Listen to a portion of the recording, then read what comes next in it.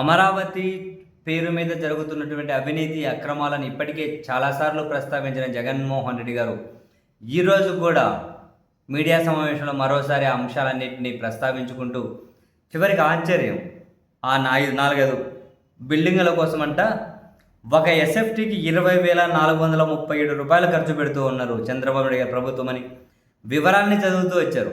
తాత్కాలిక సచివాలయం అని చెప్పి, తాత్కాలిక హైకోర్టు అని చెప్పి, మళ్ళీ ఈసారి పర్మనెంట్ సచివాలయం అని చెప్పి చివరికి 615 కోట్లతో హైదరాబాద్లో కేసీఆర్ గారు అంత బ్రహ్మాండమైన సచివాలయం కడితే వీళ్ళు అంతకు 10 రేట్లు పెడుతూ ఉన్నారు, ఇంకెక్కువగా రేట్లు పెట్టి దోచేసుకుంటూ ఉన్నారు అని.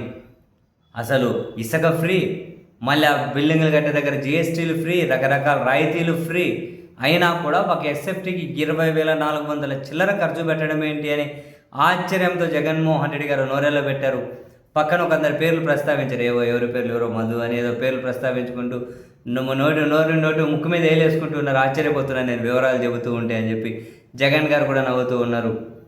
ఇంత దారుణమైన అవినీతి చేస్తారా, ఇంత విచ్చలవిడి అవినీతి చేస్తారా, ఇన్ని అక్రమాలు చేస్తారా అని చెప్పి అంటూ చివరికి నేషనల్ హైవే ఇప్పుడు బెన్ సర్కిల్ దగ్గర ఉన్నటువంటి ఫ్లైఓవర్ దానికి 1 కిలోమీటర్కి 69 కోట్ల రూపాయలు ఖర్చు పెడితే వీళ్ళు సీడ్ యాక్సెస్ రోడ్ నుంచి నేషనల్ హైవేని కలిపే ఆ దారి ఏదైతే ఉంటుందో దానికి 1 కిలోమీటర్కు 189 కోట్ల రూపాయలు ఖర్చు పెడుతూ ఉన్నారని చెప్పి ఆశ్చర్యపోతున్నారు ఆయన.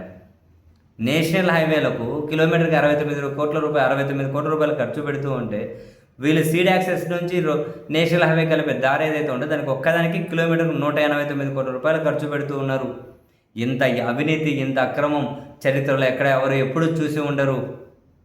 మేమందుకే అందరికీ కనుక సౌఖ్యంగా ఉండేలా మాపికన్ అనే ప్రతిపాదన తీసుకొని వచ్చాం. దాని మీద ప్రజల్లో పాజిటివ్ చర్చ జరుగుతూ ఉంది. ఆ చర్చ జరుగుతూ ఉంటే చంద్రబాబు నాయుడు గారు భరించలేకుండా ఉన్నారు. తాను అవినీతి అక్రమాలకు ఉపయోగించుకుంటున్న అమరావతికి ఎక్కడ దానికి ఏమైనా అడ్డుకట్టబడుతుందేమని చెప్పి బెంబేలెత్తిపోతూ ఉన్నారు. చరిత్ర చూడనంత అవినీతి అమరావతి రూపంలో చంద్రబాబు నాయుడు గారు చేస్తూ ఉన్నారు అని జగన్మోహన్ రెడ్డి గారు చాలా విషయాలు ప్రస్తావించారు. కొన్ని జీవోలను చూపించారు. ఆశ్చర్యపోతాం.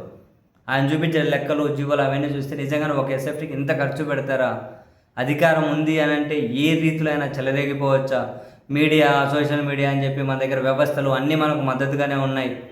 మనల్ని ఎవరు అడ్డుకునేది అని చెప్పి ఏ స్థాయి వరకు అయినా ప్రభుత్వం అకౌంటబిలిటీ ఫీల్ అవ్వాలి కదా, జవాబుదారీతనం అనేది ఉండాలి కదా, పారదర్శకత అనేది ఉండాలి కదా.